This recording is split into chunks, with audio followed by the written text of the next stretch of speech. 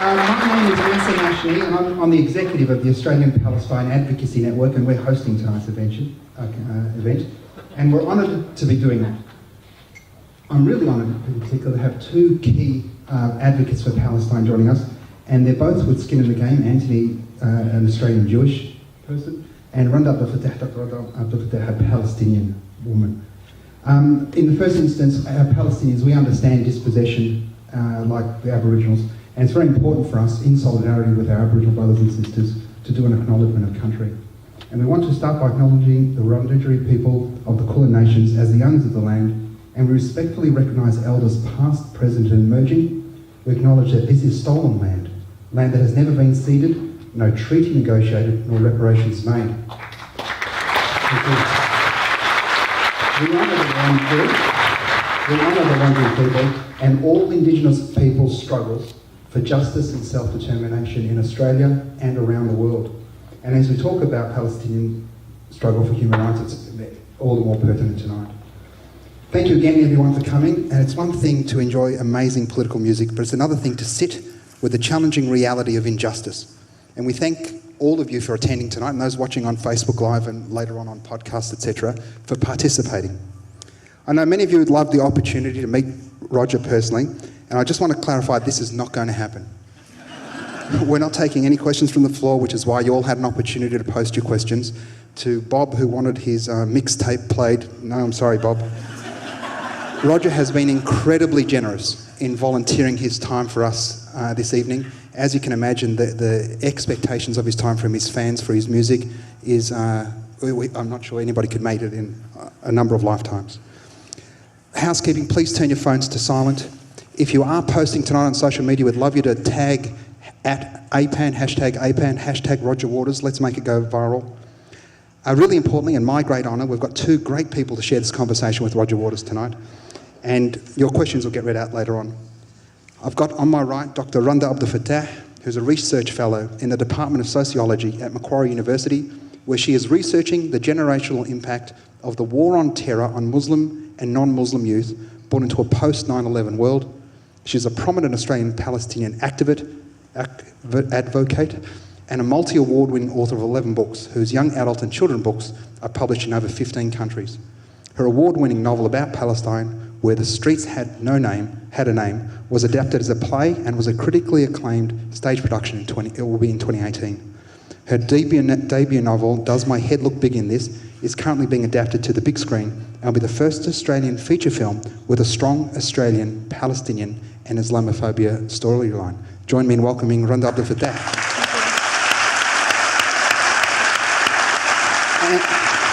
And sitting next to Randa is Anthony Lowenstein, who's an independent journalist, author and filmmaker, currently living in Sydney after being recently based in South Sudan and Jerusalem. He's written for the New York Times, The Guardian, Sydney Morning Herald, The Nation and many others, and written a number of best-selling books including My Israel Question, The Blogging Revolution, and his most recent, Disaster Capitalism, Making a Killing Out of Catastrophe.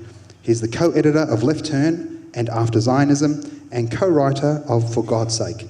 He's the writer, co-producer of the soon-to-be-released documentary Disaster Capitalism, and he's currently working on a book about the global war on drugs out in 2019, featuring on-the-ground reporting from Honduras, West Africa and the Philippines. Join me in welcoming Anthony Lowenstein. And without further ado, Mr. Roger Waters.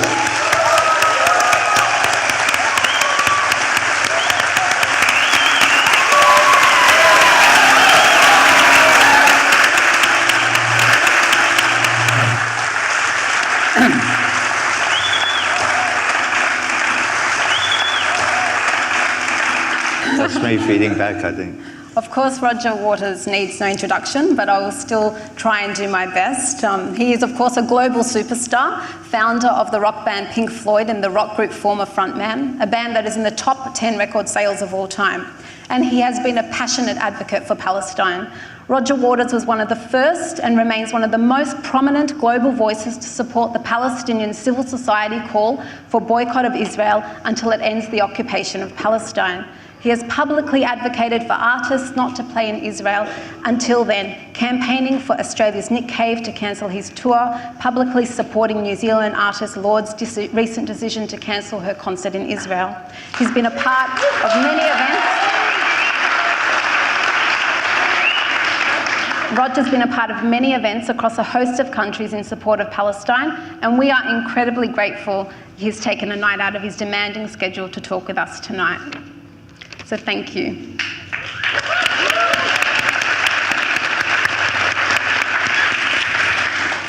So Roger, I wanted to begin by asking you that you visited Israel in 2006 for your Dark Side of the Moon tour, and you said that after that tour your views changed. What did you know about Israel and Palestinians before your tour, and what happened on that tour that changed your mind? Before 2006, precious little, really. My father was greatly concerned at all the land being bought up around Jerusalem in the 30s. My father taught at St. George's. It's really irritating that this is feeding back, guys. So it's at about 250 hertz. And I'm sure you can figure it out. He when he finished his teacher training in England, he brushed off and got a job at St. George's School in Jerusalem. And he wrote letters to my grandmother from there, which I've still got. So I've also got Christmas cards that his pupils sent him with pictures of the River Jordan, you know, to Mr. Waters, Happy Christmas, blah, blah, blah, from Khalid somebody or other.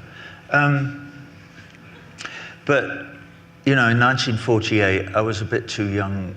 I know I'm incredibly old, but even so, I was only 5 or something. I was too young to really pay much attention to the Zionist movement and what was happening, and the Nakba. And an awful lot happened in the intervening years between 1948 and 2006. But politically, I was engaged in the Young Socialists in Cambridge, where I grew up, and also in CND, which was a kind of a big deal. But in all of that time, the absorbed narrative was of sort of brawny, healthy Jewish men and women, you know, with their kibbutzes and whatever, and creating a new life after the Second World War and after the Holocaust and so on. And nobody, the Palestinian narrative was entirely absent from my life, and must have remained so until quite recently. Although we had, you know, there was the Six-Day War, and obviously in '67, and but even that, the Six-Day War narrative was delivered completely wrong. You know, the narrative that I got, even through the Manchester Guardian or the News Chronicle or whatever paper my mother started taking when she stopped buying the Daily Worker, was, you know, that these lovely farmers on these kibbutzes who are building this new wonderful world for everybody had been viciously attacked by their Arab neighbors and had heroically defended themselves, which of course is not what happened at all, as I now know, but nobody knew. So we had a gig put on in Tel Aviv in Haikon Park, put onto the end of my Dark Side of the Moon tour, and of course I was immediately inundated with letters and emails from people, including from Omar Barghouti, who's since, I know Omar very well now, and I started to have long conversations with everybody who was writing to me. I differ in that way from Tom York, who doesn't answer any of the letters or talk to anybody about anything. We'll ask you about him later, actually, but yes. I beg your pardon? We'll get to Tom York a bit later. All right, okay. Yeah, so I came to a compromise solution with Omar and everybody else, which was that I did cancel my gig in Tel Aviv, and I moved it to a village called Neve Shalom, or Wahat Asalam, which is a peace village halfway between Tel Aviv and Jerusalem, where they grow chickpeas and where it's a kind of experiment in, let's see if Muslims and Christians and Jewish people can live together and do something useful, like making hummus. And whether while they're doing that, their children can all go to the same school and all have the equal rights, at least within the context of that small community. And so we did a gig there. I think it's the biggest gig there's ever been in Israel. There were 55,000 people came. And it all went swimmingly. There was a lot of, yeah, you know, which is fine. I've got nothing against that. Until the end of the gig, when I stood up and I sort of vaguely waved my finger around and said, "You are the generation of young Israelis to whom has fallen the task of making peace with your neighbors and figuring all this bullshit out and doing something proper about it and giving everybody equal rights," and so on and so on and so forth. And they went from, to, what the fuck is he talking about? They were going, you know, because it was complete. It was like I was talking Swahili or something. Suddenly, these 55,000 young Israelis, I might as well have been from Mars. They had no idea what I was talking about. And I had that experience a number of times in Israel, trying to talk to people then, in the early 2000s. And the shutdown is so complete and so pernicious and so disturbing that I decided to go back the next year, which I did at the invitation of UNRWA, who looked after me. The United Nations looked after us, and we went all over the West Bank. Didn't go to Gaza, I'm sad to say, but we went everywhere else. And I saw with my own eyes the operation of the apartheid system that is the occupation of everywhere that wasn't called Israel in 1948. And so that was the beginning of my story, and I'll stop now, otherwise we'll get to 9 o'clock and so there won't be time for my jokes. we'll always make time for the jokes. But for most people in this audience, some people will know and some won't know, but it's been an occupation of the West Bank and Gaza for over 50 years. It's now arguably permanent. We have a US administration that gives Israel pretty much what it wants, which is not dissimilar to the previous administration. How do you explain what is happening in Israel-Palestine today? I know you haven't been there for a number of years, but you know the situation, you read about the situation. How do you explain to people who maybe don't know exactly what's happening, what is happening? Well, the devil of the piece, obviously, is the United States of America, because they're the ones who are supporting this colonialist movement for reasons of their own. Now, I've kind of looked into what those reasons might be. They seem to reside largely within the far-right, proto-fascist, evangelical Christian community that is called the Bible Belt in the United States. But, you know, and the Vice President, the current Vice President of the United States, Mike Pence, is one of them. And they yearn for Armageddon.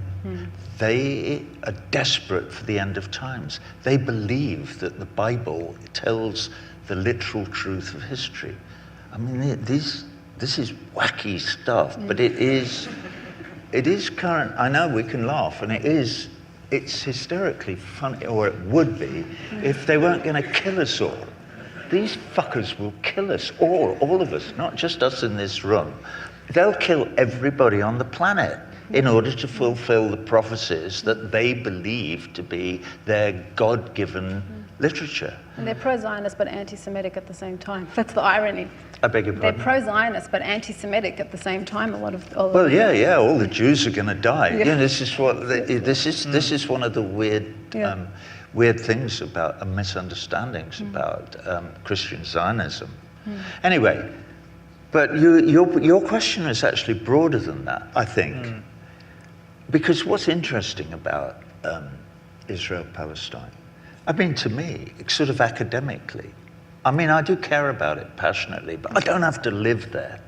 I'm not a Palestinian. I don't get my door kicked in every night by whoever wants to. They can't, well, maybe they can now in the States now, they can take me off in the middle of the night and lock me up forever with no recourse to the law. But this is, you know, in Palestine, this happens to people constantly, and even to children, as we've seen recently, with Ahid Tamimi, and many, many similar cases. So it demands for anybody with an IQ above room temperature to say, hang on a minute, what about Magna Carta? What about habeas corpus? What about the rule of law? What about the Universal Declaration of Human Rights? What about the French Revolution? What about the Enlightenment? What's been happening the last 200 or 300 years? Do we believe in law or not? Do we consider that human beings, individual human beings, have rights? This is what they figured out in the 18th century in France, is that it's not just the king, it's not just Louis XVI who has rights under God, that the sans-culottes have rights as well. You know, the poor people have rights. That's something, well, that's what I believe, that is true, and I'm glad I was born after all of that thinking had taken place a couple of 100 years ago. But Donald Trump obviously hasn't, nobody's banged on his door and said, "Oi, Donald, human rights, man, you know, inalienable rights, we're all the same, we're all human beings." Paris, 1948. He has no idea. You might as well be talking to a chair. You know, it's funny, but it's not funny, because now they want to, well, after they've bombed Iran back to the Stone Age, which they're absolutely determined to do, at the behest of the proto-fascist government of Israel, largely, who seems to be the tail wagging the dog of Congress and and the government of the United States. When they bombed Iran back to the Stone Age, they're going to attack Russia. I mean, has Donald Trump any idea who the Russians are? And how many of them there are? And how big Russia is? You know, just because the United States spends more money than the next 8 countries on their military budget, the next 8 countries put together, doesn't mean that these people are defenseless. And also, there is a lesson to be learned from the resolve of the Russian people and what happened in the Second World War, which the Russian people won. That's why we're all free. That's why I'm not wandering around in an SS uniform, having been brainwashed, you know. But, well, again, that might not have happened, though. There is a little poem that I wrote. Well, it's not a poem, but it's the beginning of a movie that I made a few years ago with a bunch of songs from a show. And it starts off with a young bloke who's supposed to be me typing. And it goes, I remember one time my mother saying to me, "Of course, darling, if the Germans had won the war, they'd have killed me because I was communist, but they would have probably brought you up as a good little Nazi, because I would have only been a year old or something." Well, which is scary, because if you get children young enough, it unfortunately is easy to indoctrinate people to believe almost anything you want them to believe. I'm rambling now. No. Just stop. It leads on exactly to my next question, which Okay. is, I'm really fascinated about how human beings, when injustice and the sort of the atrocities are so in such close proximity to them, cannot be denied, are able to still live in a bubble. And I think that you encountered that when you went and met with Israelis. Particularly, I read a story about you visiting the Jerusalem Film School, and you showed them a film about Jenin, and again, blank faces. Yeah. How do you explain that? I mean, we see that in Australia as well. I didn't show them the film, which Okay, is you called just- Heart of Jenin. Yeah. I mentioned it. You mentioned it, okay. And this is a film about a Palestinian kid in the refugee camp who goes out to play one day because he's made a mistake and nobody's warned him that the Israeli army are there. So he goes out and he's got a wooden replica gun. So they shot him dead, as they do. He's 8 years old.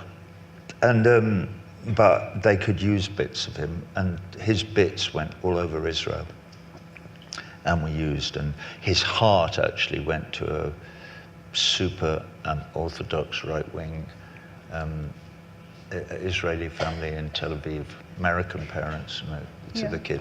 And so I was suggesting when I went to the film school that this documentary is deeply moving, and that they might. I said, how many of you have seen it? And just asking the question, the shutters were like, and suddenly it's exactly like the gig, from being, oh yeah, look, he's come to talk to us, how lovely. They went to, not here. Absolute close down. And so the brainwashing that goes on 24/7 in Israel and has done since 1948 is supremely effective, which is why I have so much admiration to my friend Gideon Levy and others within, and Boycott from Within, and breaking the silence, and all those incredibly brave Israelis who speak out against the unspeakable violence of the occupation. Sorry, rambling again. There are many human rights issues in the world, and you cover and talk about a lot of them. Climate change is an important issue, Tibet, these are big issues. But the truth is, if you advocate publicly to say we should have action on climate change, you're not likely to be attacked of being a Nazi. No. Unlikely. Palestine's different, and you know this. So I guess my question really to you is, why do you think advocating for Palestine brings from certain circles towards you and others so much hatred, smearing, libel, and you've obviously chosen over years to make the decision to advocate amongst other issues for Palestine, despite the fact that you're paying a price, at least rhetorically, that you're often smeared. Anyone can Google that very easily. So why do you think there is that difference, and why do you think there is such a price to be paid, and which is why so many people don't advocate for Palestine? Well, that's very interesting. I think that the people who drive the hatred, Sheldon Adelson, let's just pick our good old friend Sheldon over that. I have no idea what his background is. He's a very prominent billionaire American who is a big funder of Israel causes. And his money comes from gambling. Casinos. Yeah, gambling. He's a gambling mogul or whatever. So I believe that Sheldon Adelson makes the huge and extremely basic mistake of conflating Zionist colonialism with Judaism, and that he probably has a very deep attachment to his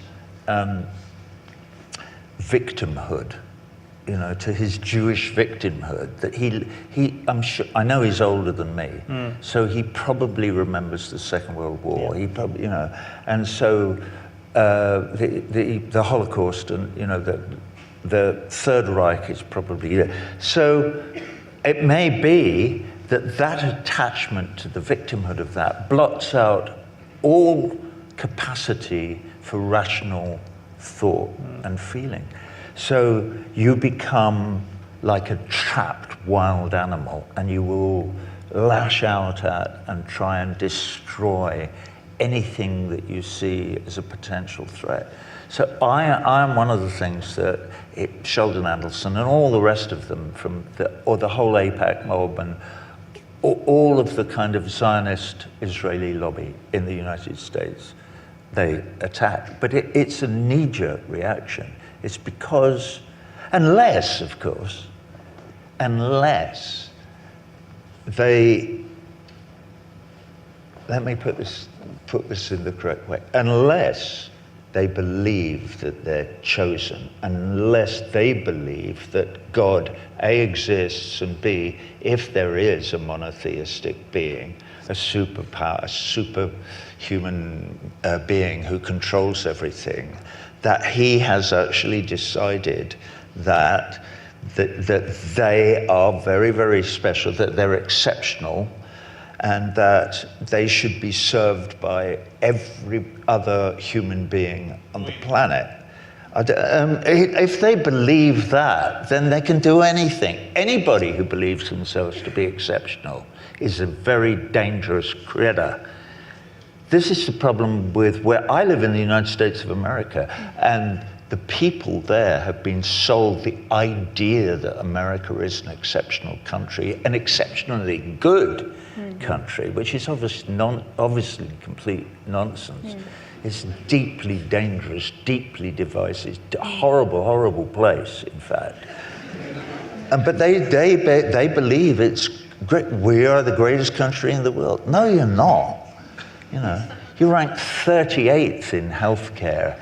And, you know, you're somewhere hovering between, I don't mean to, you know, be insulting to people from Zaire, but somewhere between, you know, Zaire and Borneo. No, you're not. You're not. You're really, really bad at running the country, except for the oligarchs who own everything and who've paid for all the politicians who do their nodding donkey thing in Congress. So I'm rambling again. I see it.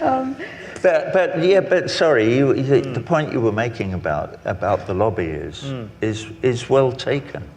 But it's changing. That's why this is so cool. That's why I'm so happy to see you all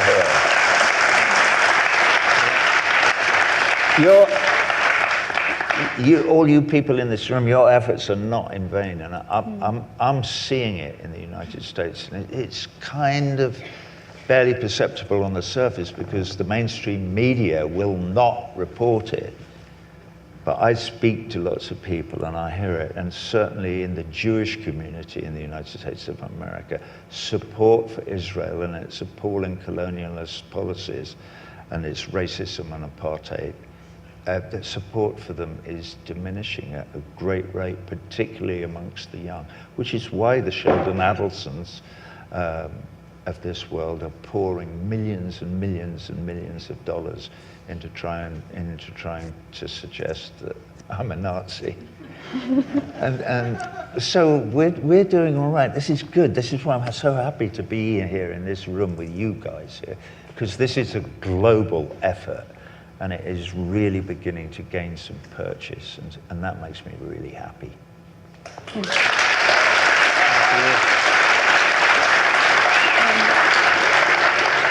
Roger, one of the reasons why we're so excited about doing this with you here is because our government, Australia, is one of Israel's closest allies.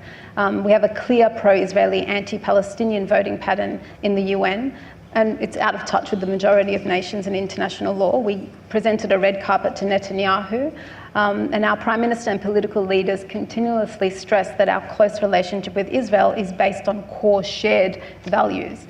America, obviously, and Canada, other countries who strongly support Israel, and all these countries share a settler colonial identity. It's interesting to see the parallels between Australia and its treatment of Indigenous people and its contempt for their wishes to have Australia Day abolished and for us to recognise it as Invasion Day, and the way that Palestinians who attempt to commemorate Independence Day as the Nakba are treated in Israel. Those parallels are really important, particularly me as an Australian Palestinian, understanding that this comes from primarily a racist settler colonial identity. To what extent do you think that it is this kind of this identity that unites Western supporters of Israel? Completely. Completely. You know, I was very struck when I arrived here again very recently and I wish I could remember the names of the people involved in this. But it's not beautiful, it's horrific, but it's also a beautiful map of the massacres. Yeah. And I feel quite emotional even talking about it, yeah. But the fact that the stories are beginning to be at least told, at least acknowledged in places of what colonialism actually is and was and still is and what it actually means. It's deeply moving because from then and from Captain Cook until today, until the last 10 minutes, was nobody wants to talk about that. Everything's fine, you know. We can beat the Poms at cricket, and that's all that matters, really. Well, that's how it feels. So yeah, but I'll tell you something else that's happening is, I've just been in Canada.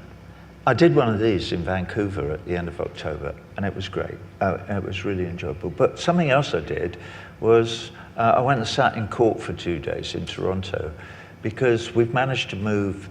I say we, I'm not really anything to do with it. I'm a supporter. We managed to move a court case that was won in Ecuador on behalf of the indigenous people of the Ecuadorian rainforest against Chevron Corporation, who bought Texaco. Texaco took oil out of the ground there in Ecuador from 1961 until 1990. And they didn't do any of the protocols that you're supposed to do, so that you don't kill everybody. So they were just killing everybody. They lost a court case in Ecuador. They lost a judgment for $9 billion and another $9 billion in punitive damages. And they said, fuck you, we're not giving you a single cent. Where they moved all their assets out of Ecuador, like they do. And but the case is now being heard in Canada, where Chevron do have assets. And they've fought it with all legal means. The legal representatives of Chevron, after they'd lost the case in Ecuador, said, we're not paying you. We will fight this case until hell freezes over, and when hell freezes over, we will fight on the ice. This is talking to people, many, many thousands of whom have contracted cancer, their children are, I mean, their lives have been completely destroyed. The First Nation people in Canada have picked up on this thing. They went, the two of them went, I'm going to remember the guy's name in a minute. He was in court with me in Toronto. They went to Ecuador and checked it. They've now said, whoa, hold on a minute, this isn't right. So there is a circle of indigenous people beginning to develop itself around the world. So that the Aboriginal people here and the Maoris next door to you in New Zealand, and all of the indigenous Indian people in South America, they're beginning to start to hold hands with each other and go, hey, this is your fight is my fight. And it comes back to something that I've said often in meetings like this, which is that, Mike Pence can wander around checking things out in Deuteronomy, but I can, many of us can look at archaeology and paleontological evidence of who we are and where we're from. And all the evidence points to the probability that we're all African. Every one of us is African. All human beings are African, essentially. And we're less than 100,000 years old. Homo sapiens is 70, 80, 90,000 years old, as far as we can know. But we're all brothers and sisters. Our DNA is so similar, but we can all be traced to our African origins.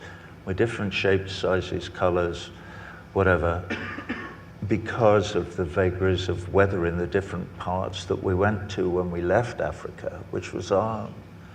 So I think that's a very important thing to cling to.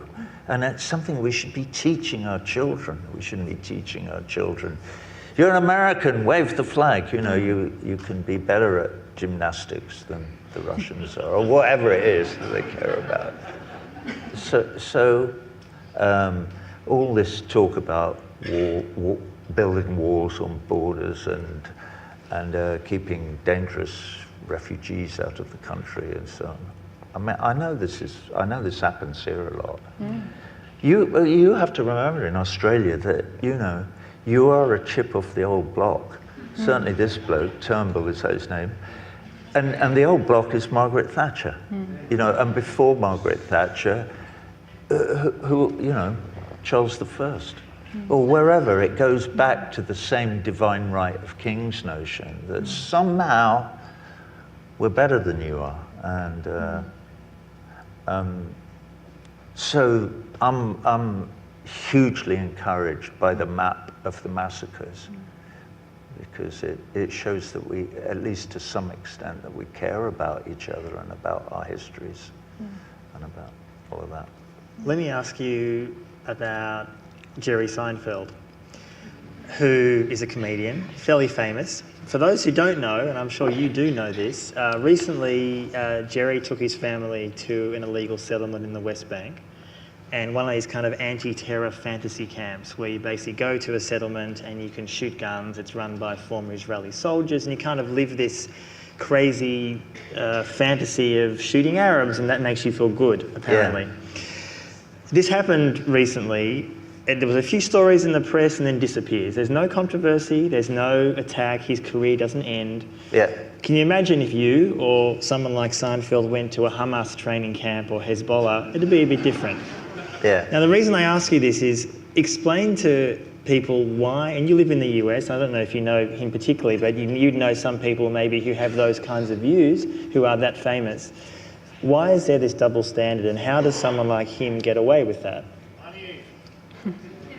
Money, he said money. I'm sure there's some truth in what you say. Well, it's either you care about, I said this a few minutes ago about the Enlightenment, either you care about discourse, either you care about the capacity human beings have to talk to one another and to study history or you're a Nazi. Seinfeld's obviously a Nazi. You know, I can put...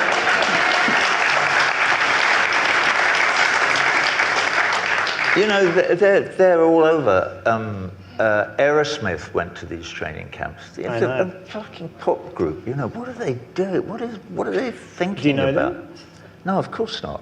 No, I'm not saying you're friends. I'm not saying you're hanging out in a settlement. I'm saying that you may have, I don't know, you may have talked to them about it. I ran into Steve Tyler in a sushi restaurant in LA about 6 months ago, and he leapt up from his table. I thought, who is a little old lady coming up?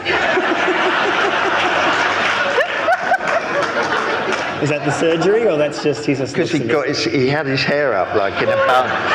And I thought, oh my God, there's a little old lady wants an autograph. And it was Steven Tyler. And he talked about Israel? No. Are you kidding? No. No, I'm guessing he was being deferential. I went, you know, I don't know what I went. Yeah. But yeah, I did see him once in a But there is sushi. that double standard, isn't there? I mean, people like that can go to these events. Yeah, well, but it's like, yeah, of course. And people can cross the picket line and get away with it. You know, the Bon Jovis of this. Well, all Madonna, Bon Jovi. You could. Some of them, some of them I have a certain amount of respect for. Elton John went and played in Sun City about 500 times when everyone else in the world was anti-apartheid and saying, you can't go and play in Sun City. He went, yeah, I can. You know, I'm the Queen Mum. Or whatever it was that he said. And you kind of go, well, he's just dopey. You know, this is... And also, he obviously doesn't give a fuck about anybody else, except the lesbian, gay, whatever community, which he claims to care about. And he does seem to... He will make videos of, you know, protecting his one little area of people who might be having violence done to him. But he seems blind to, well, we're all human, and some people are human in different ways than others are. I think that But I wrote to John Bon Jovi, and I sent him a thing saying, you are going to entertain the people who shot the feet of Palestinian footballers. Yeah. There were two of them. I sent the same letter to those two Brazilian guys who went. Caetano, I can't remember their names now. And in fact, when they came back, one of them said he would never go again. He had visited the occupied territories and saw what was going on. He completely regretted having gone. Yeah, there's two kids, 18-year-olds, that'd been to the local football stadium pitch to train, dreamed of playing at some point for Palestine, and some IDF soldiers decided to shoot. They shot one kid 7 times in one foot and 4 times in the other. So obviously they'll never play soccer, but they'll never walk again. But nobody, you know. Anyway, we could go on telling horror stories all night. It brings me to, again, this issue of the blind spot. So given your human rights activism over the years and your progressive views, you'd move in circles of people with like-minded politics, particularly, I'm guessing, around the armament movement and the armament industry. And, you know, Palestinians have this catchphrase of meeting people who are PEPs, progressive except Palestine. So they're PEPs. And, you know, I come across it time and time again, people who are progressive on all issues, except when it comes to the issue of Palestinians. Yeah. Again, for example, people who are anti-war, anti-armament industry, and then ignore the fact that Israel is deeply involved in exporting arms to rogue nations. Australia just very recently signed a memorandum of understanding to have a defence cooperation, a recent arms deal last month with India, just overlooking all of that. So in your own circles, have you come across these progressive except Palestine types, and how do you navigate those conversations with them? I didn't hear all of that, but we are caught in a bind, all of us. And the bind is that there is something called the media, and almost all of it is mainstream, and it is all telling the same false narrative, because it's only there to sell us whatever they want to sell us. It's there to buoy up the idea that consuming is the important thing in life, and the truth or reality or ideas or history or literature or whatever it might be that you might be interested in, if you're one of the people, you know, who's interested in things. So people are being bombarded with, you know, funnily enough, what Trump is complaining about, the whole fake news thing. Well, yeah, he's right, they are. They are. And unfortunately, Rupert Murdoch, thank you, by the way, for exporting that arsehole to the rest of the world.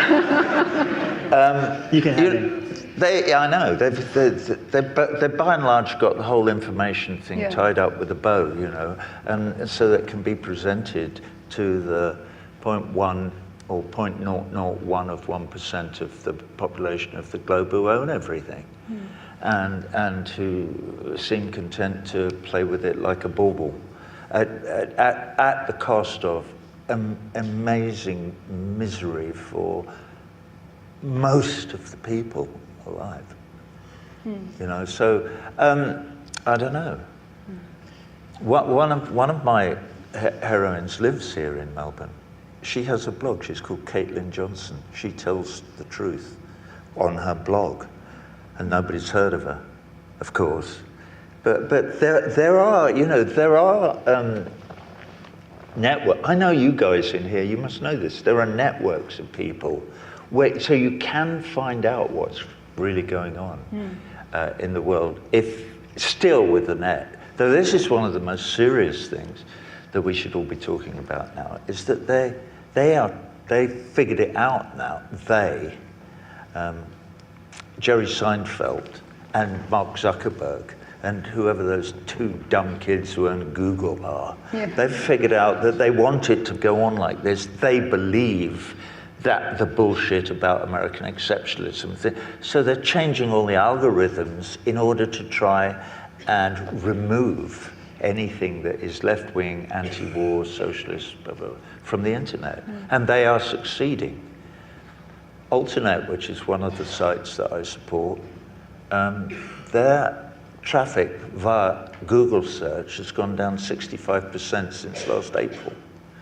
That is because Google employed 10,000 people to change the way the search engine works to silence the other voice. So it is very scary, which is why this kind of grassroots human beings talking to one another about these things is so desperately important. And again, I'm really glad to see you here. You've become probably the most prominent person in the world who advocates for BDS, boycott, divestment, sanction. There are many others, but you often write to artists, cultural figures, musicians, to encourage them not to play in Israel, to abide by the Palestinian call for boycott. Tell us a little bit about how that process works. Obviously, there are some musicians who go along with this. There are some, Nick Cave recently, Radiohead, who very prominently were very angry about even being dared to ask to not play. Yeah. Tell us a little bit about that process. You, I guess, write people letters, I presume privately or sometimes publicly, and then do you sometimes speak to these people? Tell us a little bit about how that process works. I do it both ways. Usually I write to them privately first. I get an email address and write or whatever.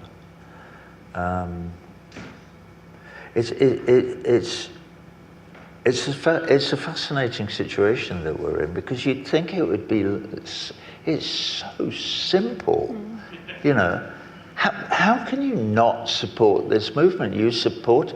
I wrote to what's his face, Little Stephen Van Sant. He's one of the E Street Band.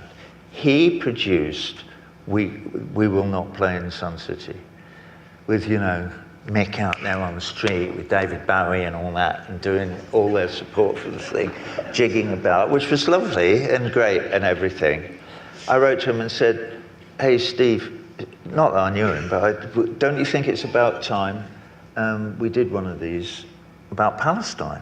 Because the situation there is, you know, appalling, and apartheid and racism and blah, blah, blah. It's exactly the same situation as it was in South. It's worse, actually, than it was in South Africa.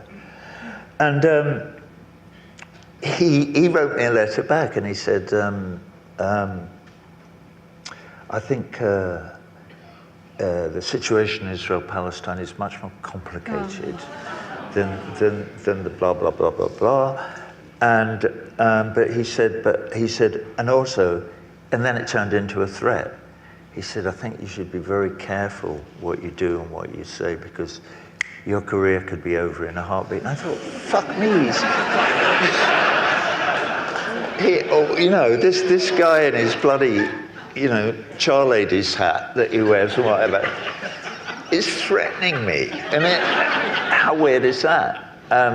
He did say, however, that he would love to have lunch, that he admired my courage and would love to have lunch.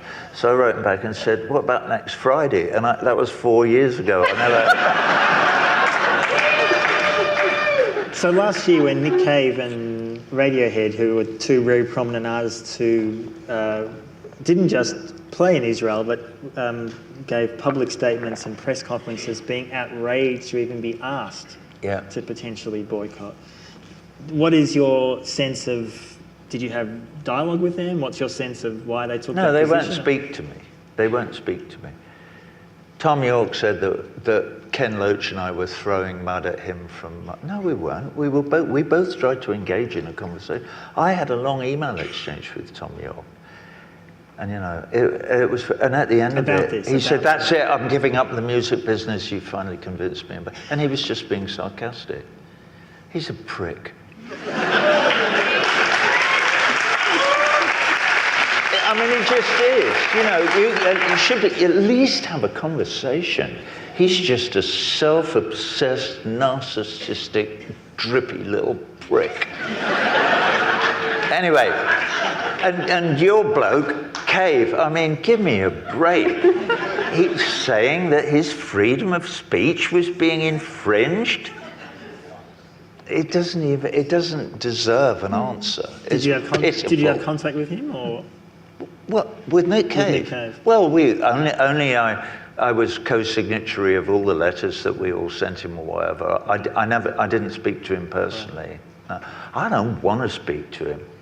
I just think it's so pitiful to bring that up and say, oh, you know, I'm a musician, I just want to play my music. I don't want Roger Waters bullying me. What? They're shooting the fucking feet off 18-year-olds who want to play soccer. Don't talk to me about your freedom of speech. Pay attention.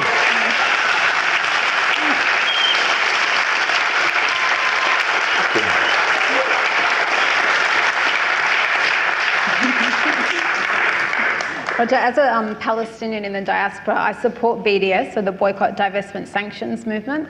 But my first reason is not because it is non-violent or inspired by the struggle against South African apartheid, or even that it's effective. I support it because I respect the agency and self-determination of Palestinians, and the fact that a critical mass from civil society called out to the global community to support that strategy. And what I admire most about your support for BDS is that you have privileged the agency and voice of Palestinians. Do you think that a lot of the silencing and condemning of BDS is about dictating to people how they should resist and fight their oppression? And we see this time and time again when power tells people to, just put up with gradual emancipation, or just water down your resistance, tone down your anger. Do you think that this is part of the way of controlling the way victims of oppression are allowed to resist? Yeah, of course it is. It's time wasting. They're time wasting. The Israelis have been time wasting since 1948. They pretended that they were going to go along with the UN mandate that there should be two states, if they were having a state, that there should be a Palestinian state as well. 194, I believe, is the original resolution. Or is that the right of return? I'm kind of bad with numbers. But they never had any intention of not taking over the whole thing. From 1948 on, they have been systematically making life on the earth that is Palestine intolerable for the indigenous people in an attempt to drive them into neighboring countries, into refugee camps, so that they can take over the whole. And at least now they're sort of admitting it, because it's like, it was so obvious for so many years. But it's almost impossible for Netanyahu now to say the same thing again and again without kind of tittering up his sleeve. Yeah. What we really want is a two-state solution, but we can't find anyone on the other side who is not a fucking animal who we could talk to. Are you kidding me? We all know, anybody who's done the reading, anybody who's read any of the history, anybody who's read anything that isn't American/Israeli propaganda knows that there were umpteen occasions between 1948 and particularly 67. That's what, Miko Peled's whole shtick is about when he wrote The General's Son. This is a book, this guy, activist, Miko, and his father was a general in the general staff, and then who went to the cabinet after 67 and said, now is the moment. On these on the 67 borders, they will accept a thing. They're screwed. We've defeated them completely. Now is the time to make peace. And they laughed at him. They said, are you crazy? We're never going to make peace with them. It's ours. That's so this, none of this is a huge surprise. What may turn out to be a huge surprise is if we win, and if the Palestinians do get rights, if we, all of us, manage to persuade others, and it's not, I'm not sort of being maniacal about this. This is spreading. People in general around the world sit and they're looking at this stuff and they're going, yeah, this is wrong. It's wrong, because it's very easy to look at it and go, yeah, why do these people have rights and these people don't? That can't be right. That's not what we all believe in. So we could win this. We could win it, or the Palestinians could win it, and maybe it could spread to other places, to the Rohingyas or other people who are being treated so abominably in other parts of the world, and then maybe we can, persuade the powers that be in the United States of America that no, you can't have the whole world as a little empire or big empire, because we won't have it. You guys sent in a lot of questions in the last week, and we were inundated with them, so thank you. And we have limited time, so we've chosen a handful of questions that we don't think Roger has answered. So we're going to read a few of them, and we'll just see how we go. Do you Right. want to start the first one? Maybe. Well, you can start. Yeah. This question is from Kerry. Gideon Levy, the Israeli journalist, said in Melbourne, he visited in Australia recently, that essentially the people of Palestine are fast running out of options, and it is time for the international supporters to step up with BDS and various forms of international pressures. Now, obviously, you've spoken about why you support BDS, but what I was also going to ask you before is, why do you think there is this growing shift in how people view Palestine? And you obviously see that in your professional experience, in your personal experience as well. Why is there that shift? It's been bad for decades over there. Why is that changing? I think 2009 and 2014 had a lot to do with it. The Gaza wars. Yeah, the Gaza wars, the bombardment of Gaza, and the whole Gaza story. You cannot hide the fact that there are, however many there are, 1.8 million people living in a prison, and routinely, from time to time, the Israelis drop bombs on them just to thin them out a bit, and even in their own press describe those operations as mowing the lawn. People, that gets through to people. I feel my chest constrict with rage, even hearing that. And they don't, there is no muzzle on a lot of their politicians. So their Minister of Justice, Isla, whatever her name is entirely content to openly say, we just need to kill all the Arabs. And then everything will be fine. And people around the world are going, what? What did this woman say? This is the Minister of Justice in a supposedly civilized country, in a democracy. No, none of this makes any sense at all. I don't know if that answers the question. Yeah, so it does. Makes sense to Malcolm Turnbull, apparently. This is a personal question from, there's two questions because they're similar, from Shadi and Stephen. It's been hard to watch all the negative attitudes towards you. How do you keep going on without it affecting you? Has your pro-Palestinian activism cost you professionally? Well, yeah, obviously it has.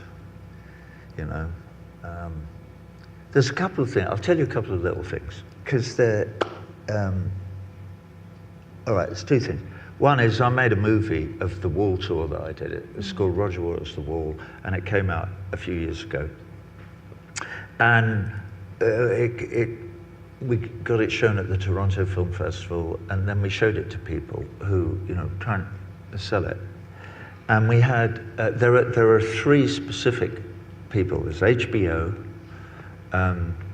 Netflix, and I'll tell you the third. Oh, IMAX. All over it. Love it, love it, love it. This is great. What a great best music film that has been made for, you know, since the war, blah, blah, blah, blah, blah, blah, blah, blah, blah, blah. That was Thursday night. Friday morning, this isn't quite right for us. So I don't guess, I know for absolute sure that somebody in the boardroom of each of those things went, he's anti-Semite, he's Nazi. No, the answer is no. We are going to kill this arsehole. And that's just a business. I mean, they tried to stop my gigs in Long Island, New York, a few weeks ago. Are you kidding me? Andrew Cuomo, the governor of New York, tried to stop me playing a gig in New York. They failed, obviously. I was going, come on, bring it up, bring it up.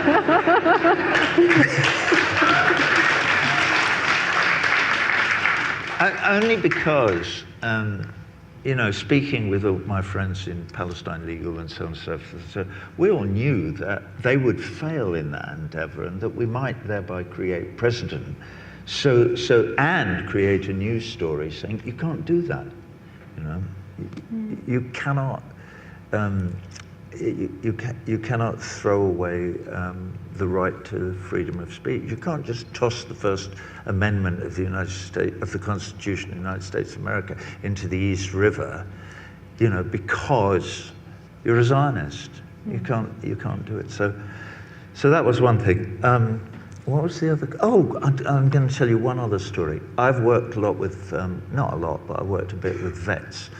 A lovely couple who ran a charity supporting badly wounded men from Afghanistan or Iraq, or it doesn't matter where they're from.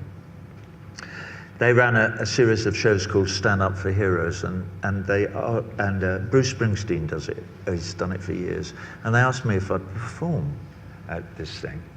And I felt bad about it because I sort of wanted to help, but I didn't want to be standing up there doing the rock star thing when there's people who are desperately burned and got no arms and legs and things in wheelchairs, you know. It felt kind of wrong. And then I had an idea. Bob and Lee Woodruff is the name of this couple. I went back to them and I said, hey, I've had this great idea. Why don't I go to Walter Reed Hospital down in DC, and I've heard there's a program there where they use music as rehabilitation thing. Why don't I put a band together of people with no arms and legs, and we'll do the show? And they went, you're not serious? I said, yeah, and we did. And it was fantastic. I made lots of fantastic new friends, and we put the band together, and we did it in 2012 in the Beacon Theatre in New York, and 2013 upstairs in Madison Square Garden, and then 2014, it was always in November, August comes round, and I'm thinking, they're going to call me any minute. Oh, God, I've got to get on the bike and get back down to DC, figure out where we're going and what we're going to do. And the call never came. So, you know, being a clever chap, I smelt a rat after a bit. And so I called a guy called Andrew Fox, who was the producer of the show, and I said, Andrew, and he was I said, get over here. We were both in the Hamptons, and he came round, and it was as I suspected. 3 or 4 donors, nice Jewish people, nice generous Jewish people giving money to Stand Up for Heroes, had said, if Roger Waters appears, you'll never see another dollar from any of us. And when I say any of us, I mean any of us. So they were prepared to destroy a charity trying to help men with with post-traumatic stress syndrome and with no legs and with whatever. They were prepared to throw them under the bus with me. That is despicable. I mean, completely despicable. So that was in 2004. So we didn't do a show that year. We did it the next year. I did it on my own with my men, and we did it in Washington, D.C. so that we would get out of. But that's the kind of thing that happens. And it makes you, it's sickening. The guy who was the chairman of the charity event in 2014 was a financier called Stephen Cohen, who was convicted of all kinds of fraudulent wrongdoing and paid a fine of over $1 billion to keep himself from going to prison. Sorry, I'm getting personal now, but...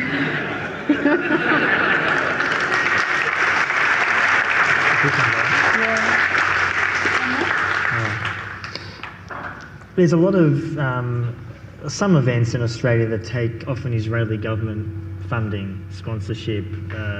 Someone comes from Israel and airfare is paid for by the Israeli embassy, etc. And this is happening all over the world, of course, as a form, I guess, of attempt to get different voices into Australia or other countries.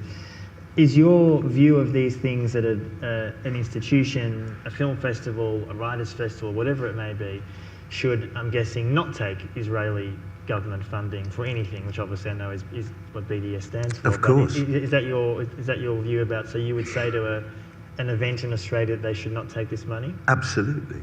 Yeah, of course. The wider this boycott movement spreads, this is what we're trying to do. This is exactly what we're trying to do, and get it to spread as broadly as is possible.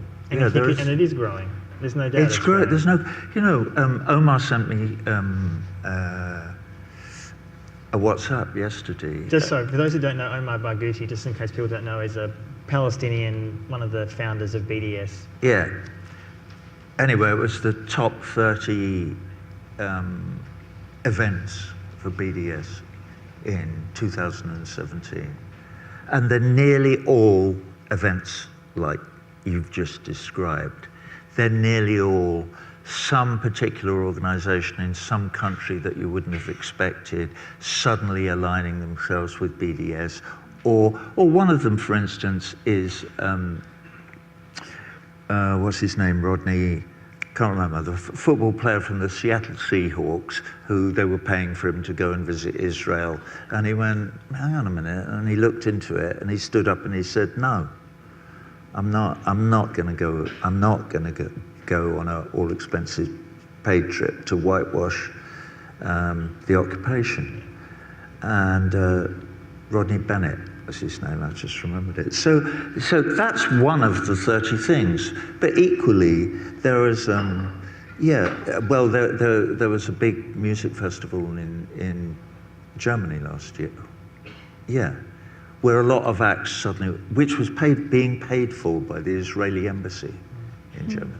And a lot of acts went, no, we're not doing that. So these things spread. There's one of the biggest unions of workers in India have yesterday, or the day before yesterday, affiliated themselves with the BDS movement and said, and just declared their support and said, we are standing alongside our brothers and sisters in Palestine.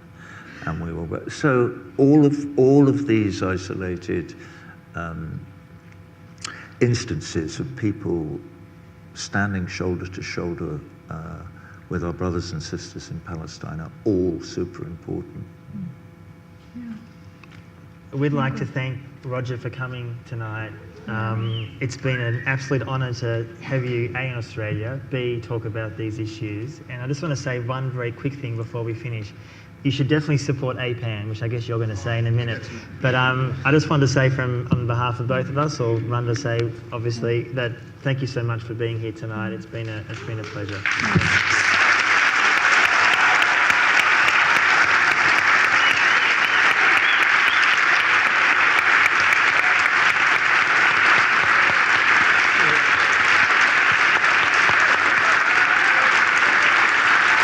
Can I?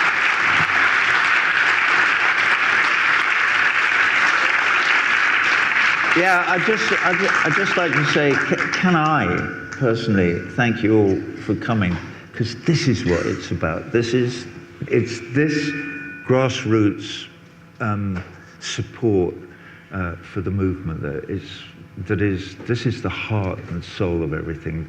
Ordinary people standing shoulder to shoulder with other ordinary people who may live 10,000 miles away, but who nevertheless we support and have sympathy with their predicament, and that is what makes us human. And so thank you all for coming here tonight to support this guy.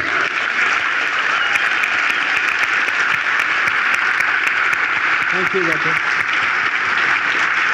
Thank you. Are we on?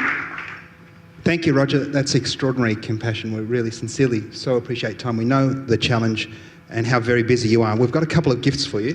Firstly, we've got an Aboriginal flag, which has only been a flag since 1971, just 4 years after Aboriginals were finally recognised within our constitution as given full citizenship. And Aboriginal people have struggled under that flag ever since. And the second is to offer you 2 pieces of wonderful Australian music. First, Archie Roach, a Melbourne-based singer whose songs have inspired so very many people to open their eyes. This is a 20th anniversary edition of his most highly acclaimed album, Charcoal Lane. And the second is Gurumul, an amazing singer from up north, who after a great career in Australia, Australia's famous Indigenous bands, has recorded some beautiful, soulful music. So thanks so very much, Roger. Thank you, I appreciate it. Cool. Okay, I'll keep that from there. Okay. So Roger has given up his time and he's put the challenge to each of us, and this is my pitch. You gave up a night today. You gave up a night to come out and hear Roger. And it's not enough just to come out tonight. Liberating and giving Palestinians their opportunity for freedom, for justice, isn't enough for you just to come tonight to hear Roger. He doesn't want you just to come along and hear him talk. He wants you to do. We need you. Palestine needs you. Justice, human rights, the world over, needs you to become evangelical and do something. And doing something is as simple as talking to a neighbour, a politician, a friend, your school teacher, offering to put something on. At APAN, we've got resources. We'll help and support you, but we need feet on the ground. You are those feet. As you leave here, there'll be buckets about. We need donations. We can't do this stuff without money, as you can appreciate. It's a never-ending battle. Our opposition is so better funded than we are, so we need your help. APAN is a membership-based organisation, so if you go to our website, apan.org.au, you can join. You can feel free to register to our mail so you can get information about many other events, perhaps never as good as this ever again, but hopefully Roger will come back out and we'll do it all over again. We've also got some flyers for you to hand out. They've got maps on one side showing disappearing Palestine and a really poignant couple of paragraphs from a recent op-ed that Roger wrote. Take a handful, share them with family and friends, and tell them about the brutality and the inhumanity of what's happening in Palestine. Finally, don't leave without making a determination as to what your next action will be. It's so easy to go, that was a great night, and go home and forget until something happens, until there's some bloodshed, or you get the trigger in. Make the determination today. And we're asking for you not to be a brick in the wall, you know. Let's break that wall down together. Thank you all. Safe trip. Thank you again, Roger. So very much appreciated. And Rhonda and Anthony, thank you guys. Thanks.